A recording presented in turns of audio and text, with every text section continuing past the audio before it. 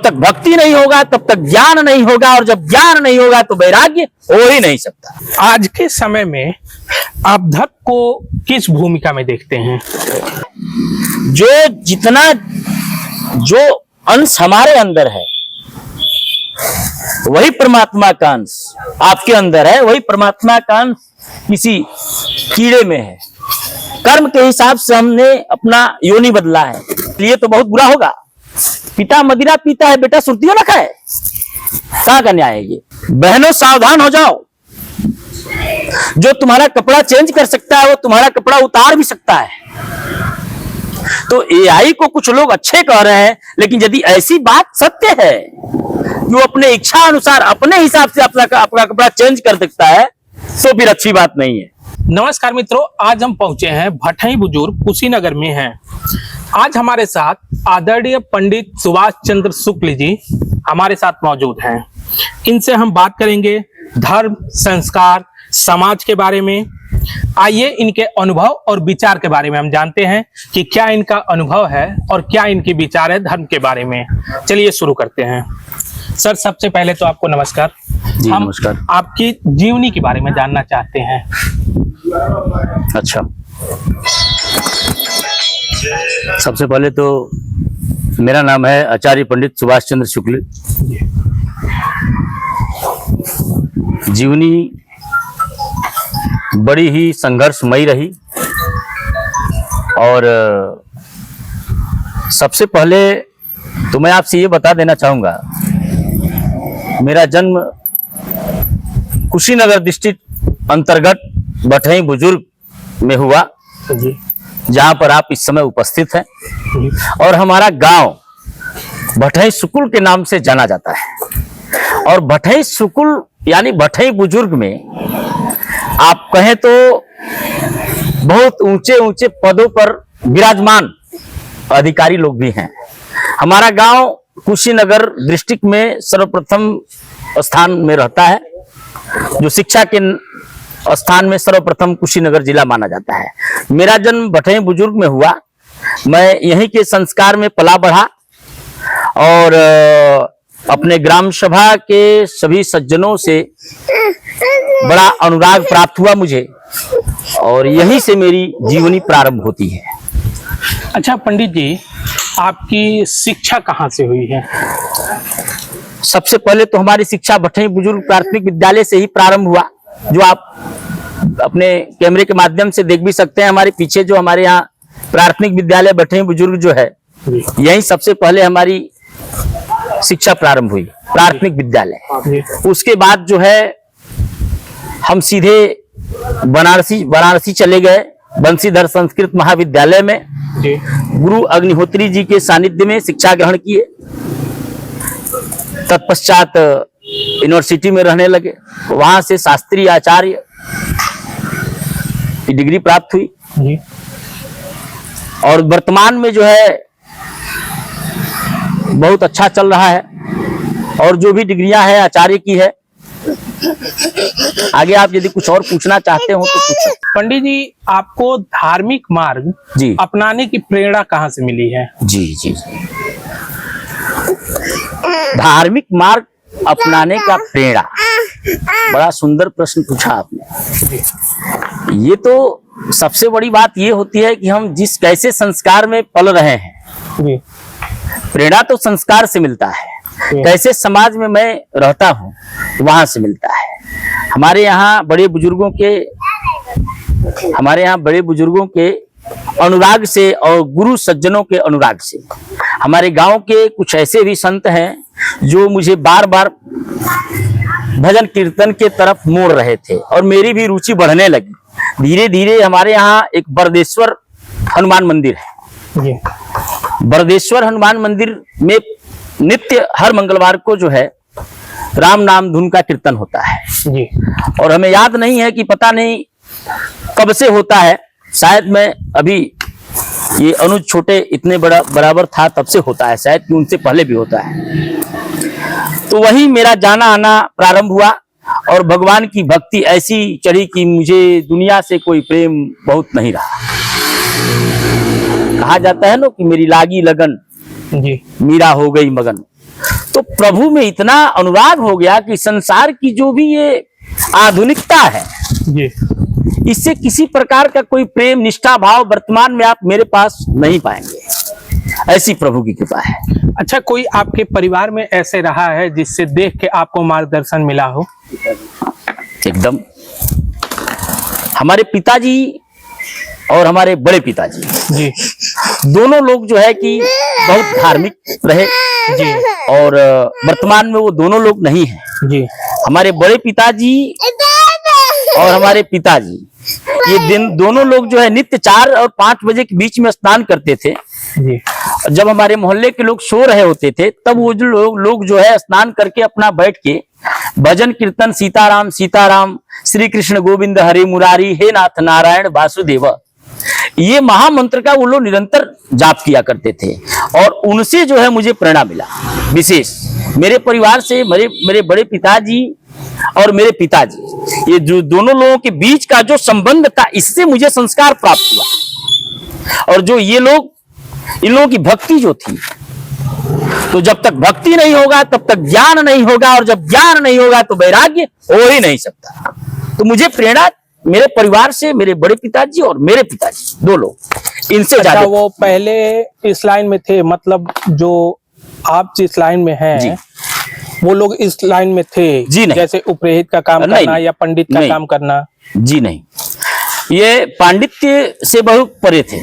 वो लोग अपना जीवन एकदम गृहस्थ आश्रम में व्यतीत कर रहे थे जी, और सामान्य कृषि, बहुत ज्यादा मतलब बढ़ा चढ़ा के न कहा जाए तो खेती कराना, अपना जीवन यापन करना। लेकिन एक चीज मैंने उनके अंदर देखा, मुझे एक चीज उन दोनों लोगों में मुझे एक चीज दिखा कि पांडित्य विद्या, वेद नहीं पढ़ने गए फिर भी उनके पास वेद मंत्र का ज्ञान रहा, जो हर सनातनी के पास होना चाहिए। भले वो वेद विद्यालय में गया नहीं गया, गांव में मंदिर है जहां वेद ध्वनि होती है, वहां से सुन के याद कर ले। जी, अब पता नहीं वो लोग सुन के याद किए थे कि पढ़ के याद किए थे, ये तो मैं नहीं बता सकता। लेकिन वो लोग जो है धार्मिक थे और पांडित्य से बिल्कुल परे थे, आस्तिक थे जी, और मंत्रों का तो उनके पास खजाना था। यूं कहे रामचरितमानस, जी, विष्णु महापुराण, स्कंद महापुराण, ये आज भी उन लोगों का धरोहर जो है हमारे पास उपस्थित है। आज के समय में आप धर्म को किस भूमिका में देखते हैं? क्या कहा जाए, संसार में जो विकृति फैली हुई है, जी, आपने तो व्यक्तिगत हमसे पूछा, जी, लेकिन जो संस्कार की दुख है, जो दुखड़ा है, वो देखा नहीं जा रहा है। इसके लिए जो है हमें कुछ बढ़ चढ़ के बोलना पड़ा। संसार में जो धर्म की आलोचना हो रही है, आपने प्रश्न किया धर्म को आप किस दृष्टि से देखते हैं, हाँ, धर्म कैसे मानते हैं। हाँ, तो धर्म के नाम को जिस तरह से बदनाम किया जा रहा है, ये बहुत ही गलत है और निंदनीय है। जी,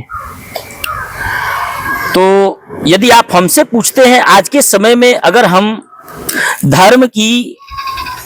धर्म को सही रूप से मानते हैं, तो सबसे पहले हमें प्रेम, करुणा और सत्य के मार्ग पर चलना होगा। जी, जाने बिनु न होय प्रतीति, बिनु प्रतीति होय नहीं प्रीति। जब तक हम किसी भी व्यक्ति या किसी विषय को यानी परमात्मा को जब तक पूर्ण रूप से नहीं जान लेते, तब तक हमारी प्रतीति अस्थाई नहीं रहती है। तुलसीदास जी लिखते हैं, लोग कहते हैं, आपने पूछा कि धर्म को आप कैसे मानते हैं, तो सबसे पहले तो मुझे जानना होगा कि धर्म क्या है, धर्म है क्या। भागवत जी में तो प्रश्नोत्तर आ रहा है कि धर्म कलयुग में एक ही पैर पे खड़ा है, जी, वो भी काल स्वरूप कलयुग उस पैर को भी काटने में लगा हुआ है।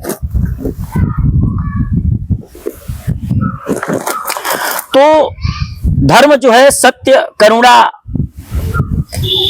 इस पर टिका हुआ है। सबसे बड़ी चीज मैंने आपसे एक ही बात बोल दी तुलसीदास जी का। तुलसीदास जी महाराज लिखते हैं, जाने बिनु ना होय परतीति अबिनु परतीति होय नहीं प्रीति। जब तक हमारी आपकी 2 मिनट के लिए उदाहरण मैं आपको बता दूं, आप कहीं बाहर से हैं, मैं आपको नहीं जानता, धर्म से प्रीत बढ़ाना होगा। तो प्रीत बढ़ेगा कैसे? जब हम उसे जानेंगे, और जब तक हम जानेंगे नहीं, पूर्ण रूप से जानकारी प्राप्त नहीं होगी, तब तक प्रीत जागृत नहीं होगी, प्रेम हमारी अस्थाई नहीं रहेगी। तो धर्म को जानिए, सत्य, करुणा, दया, यही तो धर्म है। अच्छा, आप भक्ति और संस्कार को कैसे जीवित रखना चाहते हैं?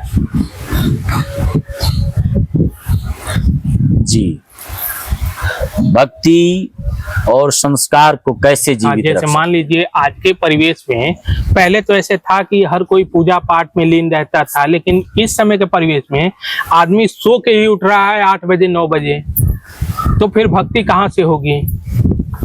तो मान लीजिए आजकल के परिवेश को आप क्या कहना चाहेंगे जिससे वो भक्ति में, संस्कार में अपनी रुचि दिखाए? प्रश्न आपका बहुत सुंदर है, इसका उत्तर कई तरह से दिया जा सकता है। तो हमारे यहाँ भोजपुरी में कहावत है, बूढ़ा सूगा नहीं पड़ता, भोजपुरी में लोग कहते हैं। लेकिन मैं आपसे ये बता देना चाहता हूं, फिर मैं एक जो भविष्य को सुधारा जा सके उस पर मैं बात करूंगा। इसी के अंतर्गत मार्ग से संसार में जितने भी लोग इस समय राजनीतिक पक्ष में आकर के, चाहे जिस भी पक्ष में आकर के भटक गए, आपने हमसे प्रश्न किया कि लोग सो करके उठते हैं और अपने काम में लग गए, भक्ति नहीं करते, पूजा पाठ नहीं करते। तो शास्त्रों में वर्णित है 24 घंटा हम लोगों को मिलता है। कितना? 24 घंटा। तो मान लीजिए कि 100 वर्ष की आयु है। कलयुग में एक व्यक्ति का आयु 100 वर्ष निर्धारित किया गया है। हम और आप 50 वर्ष सोने में गुजार देते हैं। कैसे? याद करिए, 24 घंटे में जो है एक दिन होता है। तो दिन तो हम जाग के बिता दिए, रात सो के बिता दिए। तो 100 वर्ष की आयु को मैंने 50 वर्ष सो करके बिता दिया, बचा हमारे पास 50 वर्ष। जी, 50% वैसे निकल गया। धर्म को जीवित कैसे रखा जाए, यही आपकी प्रश्न है ना? हाँ। आगे भी हमारे बच्चे, आगे की जो पीढ़ियां है, धर्म को कैसे जीवित रखे, यही ना कहना चाहते हैं आप? जी जी। तो धर्म एक अपने आप में बहुत बड़ी चीज है, उसे कोई मिटा नहीं सकता। सबसे बड़ी चीज तो यह है कि मैं इस पर आगे भी बताऊंगा आपको, धर्म जो है साक्षात नारायण है।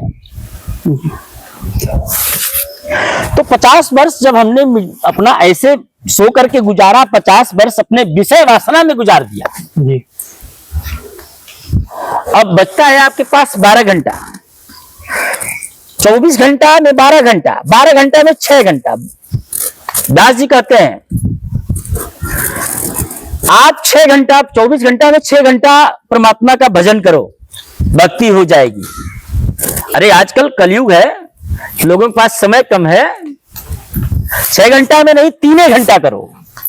सुखदेव जी महाराज तो कहते हैं 2.5 घंटा करो, 45 मिनट करो।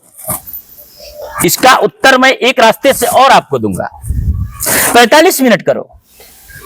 45 मिनट नहीं कर पाते हो, कोई बात नहीं, 22 मिनट करो।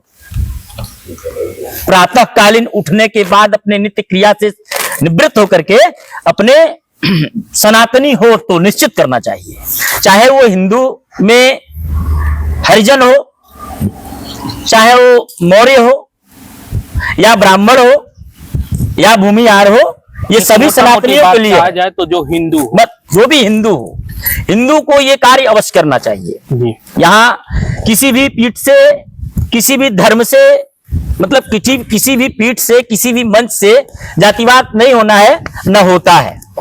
राजनीतिक लोग जातिवाद करते हैं, हम लोग संत हैं तो हम लोग राजनीतिक बात नहीं कर सकते। तो सभी हिंदू को, सनातनी को ये कार्य करना चाहिए। सुखदेव जी महाराज कहते हैं 24 घंटा में 1.5 घंटा करो, 1.5 घंटा नहीं कर पाते हो 22 मिनट करो।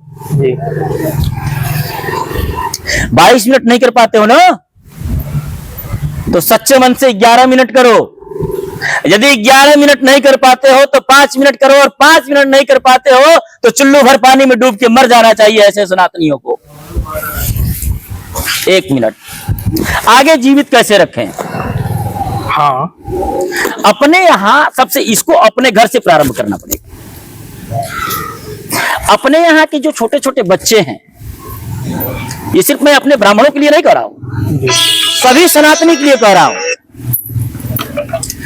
सभी हिंदुओं के लिए कह रहा हूं जी। अपने घर के छोटे छोटे बच्चों को पूजन पाठ करने का जो है आदत डालें। जी। उन्हें निरंतर रोज प्रयास करें कि हमारा बच्चा 5 साल, 6 साल, 7 साल, 8 साल का हो गया है, तो उसको मैं धीरे धीरे अपने धर्म में स्थिर करूं। हनुमान चालीसा का पाठ करे। जब हनुमान चालीसा का पाठ करेगा और रोज रोज जो है भक्ति में, रोज सुबह 10 मिनट ही जाएगा मंदिर में, पूजा करेगा। सबसे बड़ी बात तो यह है कि घर के बुजुर्गों के साथ बच्चों को छोड़ देना चाहिए। जैसे बच्चों को जो है अपने बाबा जी के साथ, दादाजी के साथ बड़ा अच्छा लगता है, और दादाजी लोग जो है ज्यादातर धर्म में ही रहते हैं। कभी रामचरितमानस पढ़ेंगे, कभी श्रीमद् भागवत पढ़ेंगे, कभी गीता जी को पढ़ेंगे, कभी शिव पुराण पढ़ेंगे, और नहीं ज्यादा तो सुबह सुबह गांव के मंदिर में आरती में जरूर जाते हैं। तो अपने यहाँ के छोटे छोटे बच्चों को जो है, जैसे कि किसी भी चीज को प्रारंभ करने के लिए पहले आप थोड़ा थोड़ा पकड़ते हैं, तो ये छोटा सा बच्चा जो है, जैसे आज से इसकी जो मैं आदत लगाऊंगा, वो आदत इसकी अंत तक रहेगी। कहना नहीं चाहिए।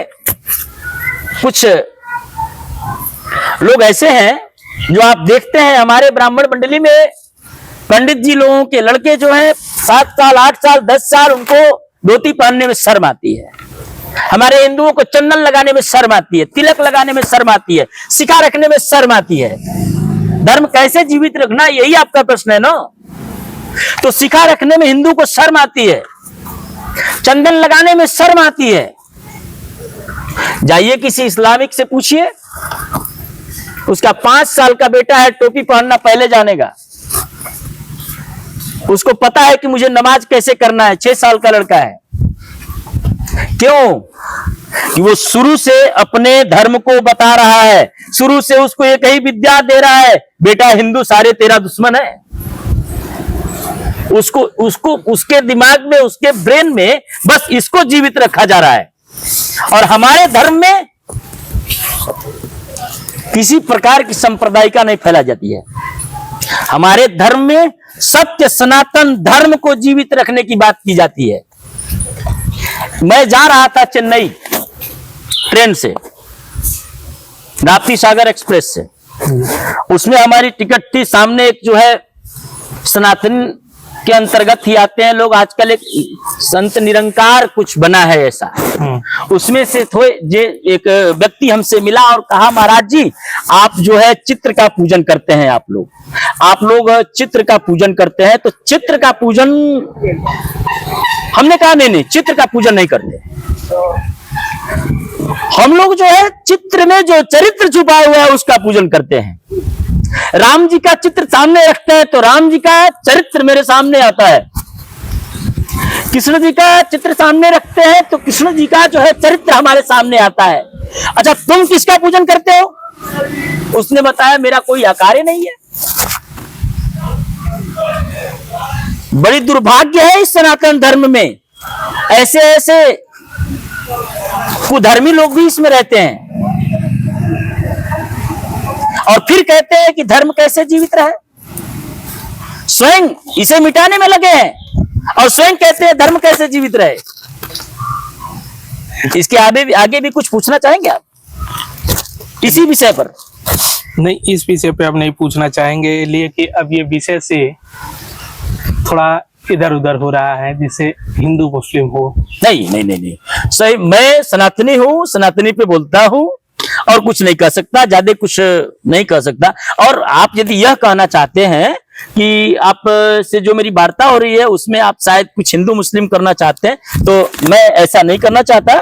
मैं आपसे ये बताना चाहता हूँ, एक उदाहरण के तौर पे बताना चाहा कि आपका बेटा जो है चंदन लगाने से घबराता है, आपका बेटा धोती पहनने से घबराता है, आपका बेटा शिखा रखने से घबराता है, और किसी भी मुस्लिम भाई का बेटा, इस्लामिक कोई भी हो, उनका छोटा सा बेटा है पैजामा कुर्ता पहनने से नहीं घबराएगा, नमाज पढ़ने से नहीं घबराएगा। नहीं, हाथ ऊपर आपने ये भी कहा है पंडित जी कि मुस्लिम के बच्चे जो छोटे होते हैं उनको नमाज पढ़ना सिखाया जाता है, टोपी लगाना सिखाया जाता है, और ये बताया जाता है कि जो भी हिंदू हैं वो आपके दुश्मन हैं। जी, आपने ये कहा है जी, इस पे आप क्या कहेंगे?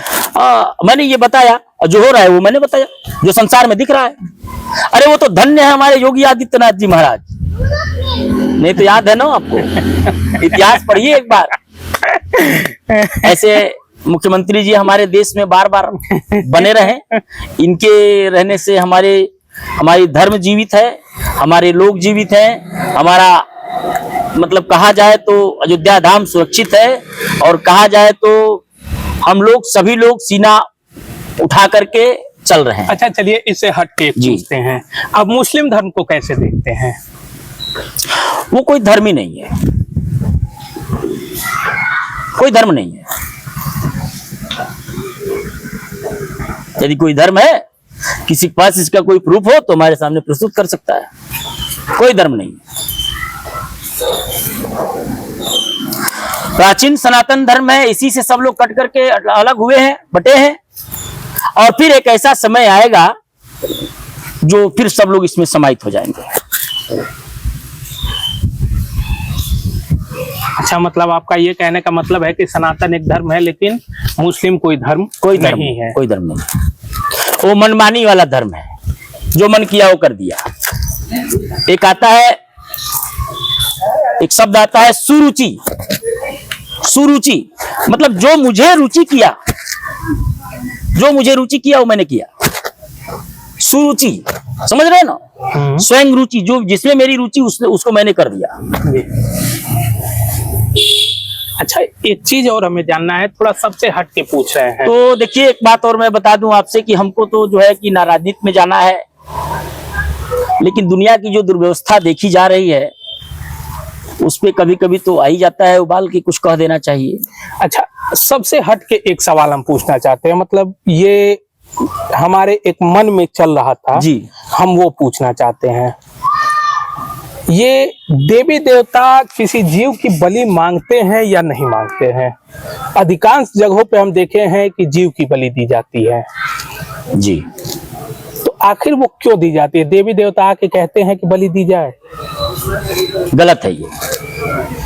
वही तो मैंने आपसे बीच में बोला कि धन्य है हमारा सनातन धर्म, जो इस सनातन धर्म के नाम पे जीते हैं, सनातन धर्म के अंदर पलते हैं, और इसी को मिटाने में, इसी को कलंकित करने में लगे हुए हैं। मैंने बोला आपसे 9 बजे बीच में बोला, इसी धर्म में है, इसी नाम से जीते हैं, इसी से उनकी परिवार चलती है, सारी व्यवस्था होती है, और इसी को कलंकित करते हैं। जैसे आपने अभी प्रश्न किया कि क्या भगवान लोग बलि मांगते हैं, ऐसा कुछ नहीं है, कहीं नहीं है बलि चढ़ा दो, ऐसा कुछ नहीं है। अरे जो अंश हमारे अंदर है वही परमात्मा का अंश आपके अंदर है, वही परमात्मा का अंश किसी कीड़े में है। कर्म के हिसाब से हमने अपना योनि बदला है, योनि बदला है, तो योनि बदल लिया अपने कर्मों के हिसाब से, उतना ही वही बकरे में वही अंश है। ये हम नहीं कहना चाहिए, फिर आप कहेंगे कुछ ज्यादा कह रहे हैं आप। ये नहीं बोलिए। जो आज के समय में देखा जा रहा है, मूर्ख बना रहे हैं लोग। मूर्ख बनाना जानते हैं आप लोग? हमारे सनातनी लोग स्वयं अपने आप को मूर्ख बना रहे हैं, कहना नहीं चाहिए। 12 महीने का एक वर्ष होता है, सोचिए 11 महीना। देखिए, अब ये बात आप घुमा रहे हैं, आप सीधा सीधा मैं नहीं बोल बता रहा हूं। सीधा सीधा आप बताना चाह रहे थे लेकिन बात को घुमा दिए अब हैं। मैं बोल रहा हूं, देखिए आखिर ये दूसरे धर्म के लोग तो नहीं बलि देते हैं, आके देते तो हमारे ही धर्म के लोग हैं, हाँ कहते भी तो हमारे ही धर्म के लोग हैं हाँ कि नहीं ये यहाँ बलि चढ़ने से तुम्हारी मनोकामना पूरी हो जाएगी, कहते हैं लोग ना। हाँ उसी वैसे ही लोगों के ऊपर मैं बोल रहा हूं। किसको मूर्ख बना रहे हैं? स्वयं को मूर्ख बना रहे हैं, अपने बेटे को मूर्ख बना रहे हैं, अपने परिवार को मूर्ख बना रहे हैं। और सबसे बड़ी तो चीज ये है, उस परमात्मा को मूर्ख बनाने में लगे हैं जो संसार की संरचना करता है। 11 महीना संत बन 11 महीना जो है मदिरा पान करते हैं, मांस खाते हैं, और जब श्रावण महीना आता है तो बाबा भोलेनाथ का भक्त बन जाते हैं। अच्छा हाँ देखिए, ये मेरी बात सुन लीजिए, याद आ गया। एक मिनट, मेरी बात एक सुन लीजिए, पहले पूरी बात हो जाने दीजिए। वो लोग 1 महीना के लिए संत बन जाते हैं, फिर छोड़ दे उधर बाबा भोलेनाथ जी का संत बन गए, हर हर महादेव होने लगेगा। पैसा नहीं है तो किसी से उधार लेकर के बाबा धाम जाएंगे, लेकिन जाएंगे किसके लिए जा रहे हैं? ये 11 महीना आपने जी हत्या किया, छोटा और बड़ा नहीं समझा, मदिरा पान करके कितने लोगों को आपके शब्दों से आहत हुआ, कितने जीव आपके इस मांसाहार भोजन से मारे गए। क्या इसका कोई पाप नहीं लगता होगा ऐसे लोगों को? जो लोग, वही लोग, उसी में से लोग कहते हैं कि बलि चढ़ाना है। ये तृष्णा जो है उनकी, तृष्णा जिह्वा उनकी मांगती है, ना कि कोई नारायण, ना भगवान, ना कृष्ण, ना विष्णु, ना राम, ऐसा कोई कुछ नहीं है। ठीक है ना? ये तो बहुत बुरा होगा। पिता मदिरा पीता है, बेटा सुर्तियों ना खाए, कहाँ का न्याय है ये? पंडित जी, आपने अब तक किन धार्मिक और सामाजिक कार्यों में योगदान दिया है? आपने पूछा है, आपने किस किस धार्मिक कार्य, सामाजिक कार्य में योगदान दिया है? हमारा जन्म ही हुआ है, हमारा जन्म ही हुआ है धार्मिक कार्य करने के लिए और समाज के कल्याण के लिए। जब हमारा जन्म ही हो गया धार्मिक कार्य करने के लिए और समाज के कल्याण करने के लिए, और ऐसे आपने पूछा कि क्या क्या किया है जी, तो धार्मिक कार्य में यज्ञ अनुष्ठान, क्षेत्र में बड़े बड़े यज्ञ महायज्ञ, रुद्र महायज्ञ, अतिलुग्र रुद्र महायज्ञ, सहस्त्रचंडी महायज्ञ, आपने बटें खुर्द हमारे पूजनीय पंडित श्री भोला प्रसाद त्रिपाठी जी को तो जानते ही होंगे। उनके यहाँ तो लगातार 11 वर्ष जो है यज्ञ होता रहा, उसमें भी सम्मिलित रहा। ये धार्मिक कार्य भी है और सामाजिक कार्य भी है। और सामाजिक कार्य कहें तो और धार्मिक कार्य कहें तो दोनों साथ चलता है। जिस व्यक्ति के अंदर धर्म नहीं है वो समाज का कल्याण नहीं कर सकता। तो क्षेत्र में जो मेरे जानकारी में जो भी मंदिर बना हमारे गांव समाज क्षेत्र में, हमारी जानकारी में जी, वहां जो हो सका हमने किया, मुझसे जो हो सका वो मैंने किया। मेरे देखने में यदि कोई बच्चा है, उसके पास कुछ ऐसी अव्यवस्था है जिसके कारण उसकी शिक्षा बाधित हो रही है, तो मैं ये प्रयास किया कि उसका शिक्षा बाधित न हो, अपने शिक्षा में अग्रसर हो बालक। उसके लिए जो प्रयत्न करना है वो मैं करता हूं और करूंगा आगे चल के। ठीक है। आपने वो युवा पीढ़ी को, आप अपनी युवा पीढ़ी को क्या संदेश देना चाहेंगे? वर्तमान समय जो है जी, देखते हुए तो बड़ा विचित्र महसूस होता है, जी, क्योंकि आज का बच्चा जो है, जी, हमको तो आज भी मोबाइल एंड्रॉइड फोन लिए हैं तो जरूर, आज भी बढ़िया से चलाना नहीं आता। आज भी जो मैं किसी ना किसी नए युवा वर्ग से पूछता हूं, किसी बच्चे से पूछता हूं, बाबू ये कैसे चलेगा, मुझे पता नहीं है। लेकिन आज जो बच्चे जन्म ले रहे हैं, वो जन्म ले रहे हैं और जैसे हाथ में थोड़ी सी ताकत आई कि मोबाइल उठाना, जैसे जैसे हाथ में मोबाइल रोक सके, फोन रोक सके, तुरंत फोन ले लिया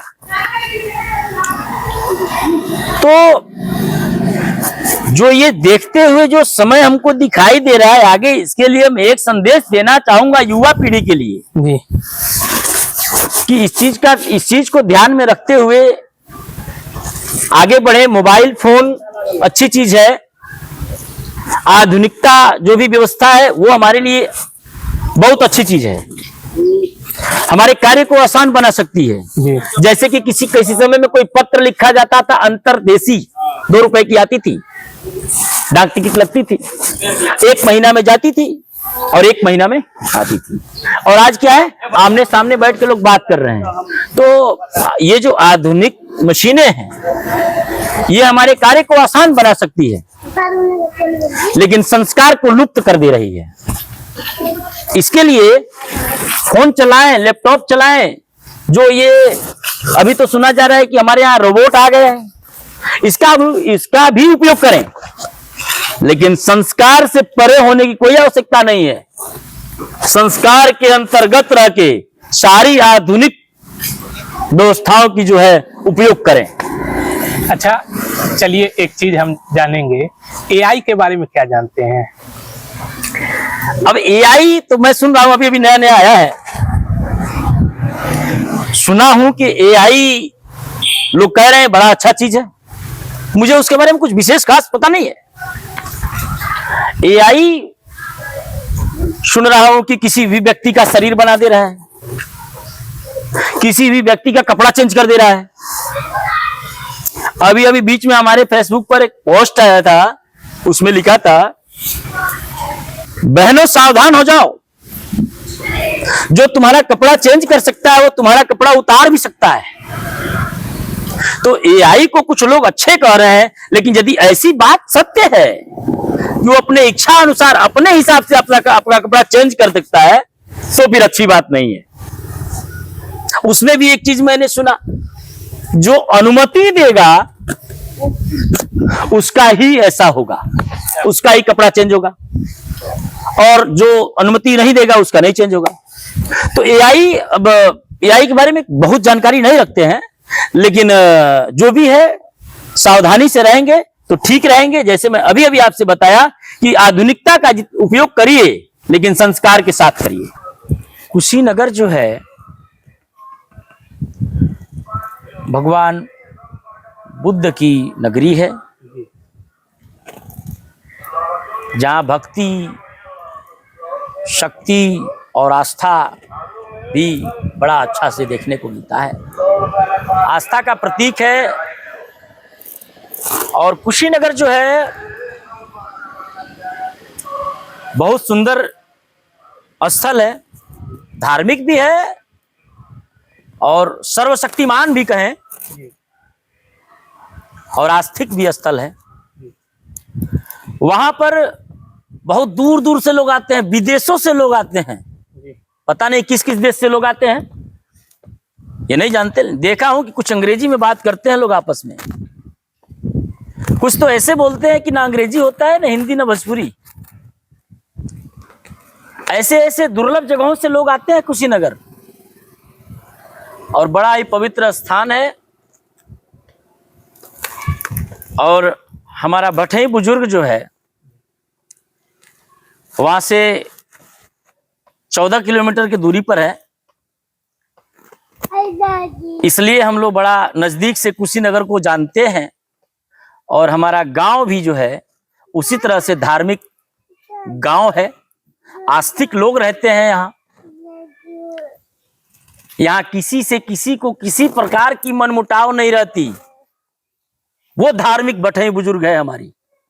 और क्यों है कि हमारी जिला ही जो है कुशीनगर है, जो धार्मिक है। कोई आयोजन भी होता है? हाँ, हमारे यहाँ तो आयोजन वो होता है, आयोजन साल में 2 होता है। प्राचीन काल से, जाने कब से चला आ रहा है, श्रावणी पूजा, इसे गौमाला के रूप में हम लोग जानते हैं। हमारे गांव भर के लोग जो है श्रद्धा से एकत्रित होते हैं, और हम सभी लोग जो है एक साथ मिल करके उस आयोजन को संपन्न करवाते हैं। और प्रभु की इच्छा से संपन्न होता भी है। यही हमारी गांव की सबसे बड़ी बड़प्पन है। अच्छा, आपके नजर में सच्चा धर्म क्या है? जी, धर्म, सच्चा धर्म तो यह है, सबसे पहले सच्चा धर्म यह है कि किसी का मन हमसे दुखी न हो, किसी का हृदय हमसे दुखी न हो। इस पर एक छोटा सा कथा आता है, मैं बोल दे रहा हूँ, 4 लाइन की है, ज्यादा लंबा नहीं है। ना नाम बोलूंगा ना जगह बोलूंगा, क्योंकि जो बहुत घुमाऊंगा तो टाइम आपका ज्यादा वेस्ट होगा। एक संत महाराज थे,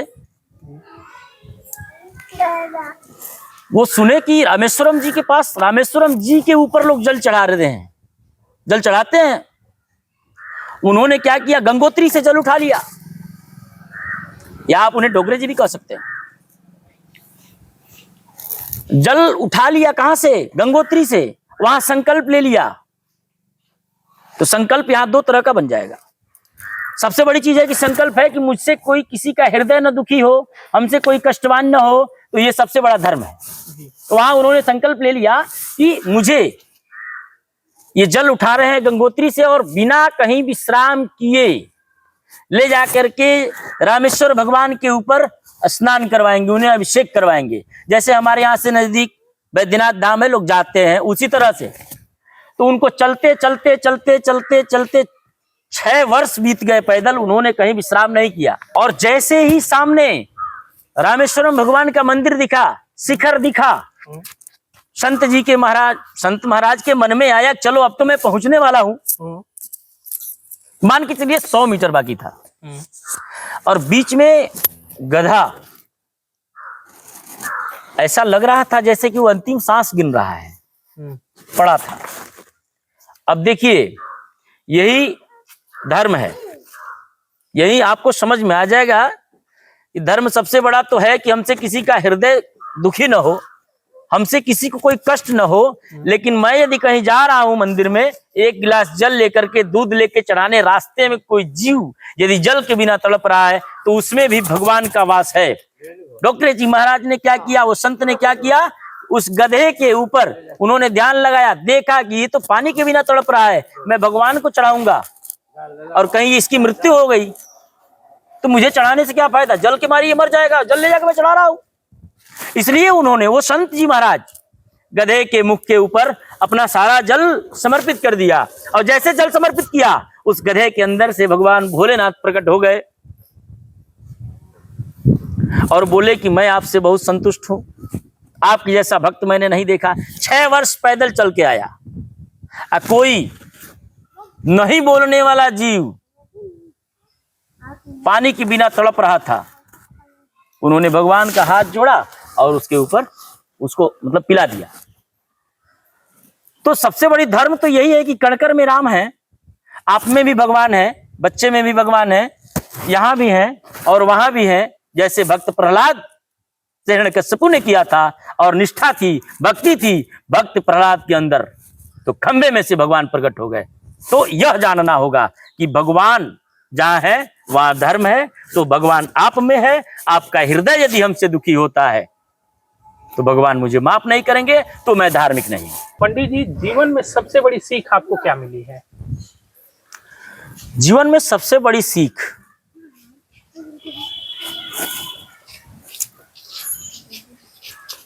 समय और कर्म। समय रहते जो कर्म पर निरंतर आगे बढ़ता रहा, समय और कर्म ये सबसे बड़े गुरु हैं। बात समझने की है। समय निकल गया तो कर्म करेंगे तो कोई फायदा नहीं है। समय के साथ कर्म करें। समय भी गुरु है और कर्म भी हमारा गुरु है। जो इसको समझ गया वो संसार में सबसे सुखी है। इसके बाद भी आप कुछ पूछना चाहेंगे इसमें? सबसे हट के एक सवाल पूछना चाहेंगे और लास्ट पूछना चाहेंगे, इसके बाद हम ये पॉडकास्ट यहीं खत्म करेंगे। आजकल तमाम सोशल मीडिया पुजारी हैं जी, ठीक, एक तरह से कहा जाए तो सोशल मीडिया पे कुछ लोग धर्म को लेके चल रहे हैं, जी, कुछ लोग वो पूजा को लेके चल रहे हैं। जैसे मान लीजिए प्रेमानंद जी महाराज हो गए, मान लीजिए ये अनुरुद्धाचार्य जी हो गए, तमाम लोग हैं। इन लोगों के बारे में आप क्या कहेंगे? सबसे हट करके आपने पूछा और सबसे उत्तम क्वेश्चन भी किया।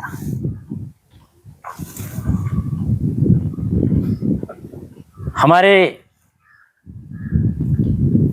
पूजनीय प्रेमानंद जी महाराज तो ऐसा लगता है साक्षात भगवान के अवतार ही है, ऐसा प्रतीत होता है। उनके बारे में क्या कहना, जो निस्वार्थ भाव से पूरे संसार को संदेश दे रहे हैं कि आप नाम जाप करो, नाम जाप करो, कीर्तन करो,